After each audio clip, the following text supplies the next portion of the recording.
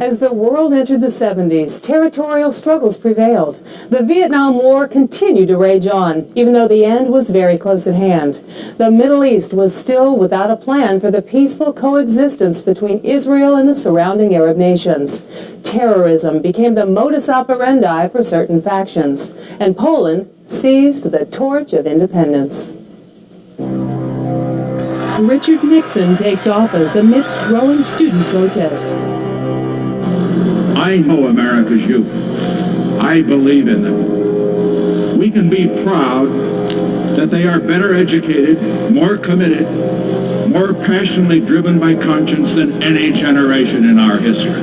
At Kent State, students clash with the National Guard in a demonstration against the war in Vietnam that's spreading into Cambodia.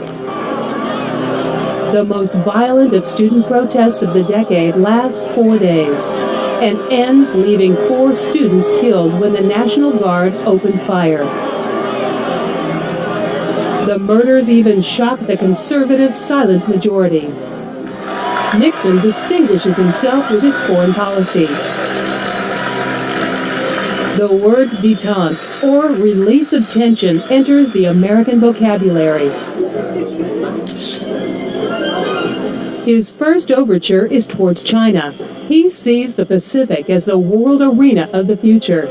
Early in 1972, Nixon makes his historic trip to China. He lets it be known that the United States would not remain indifferent if China were to be attacked.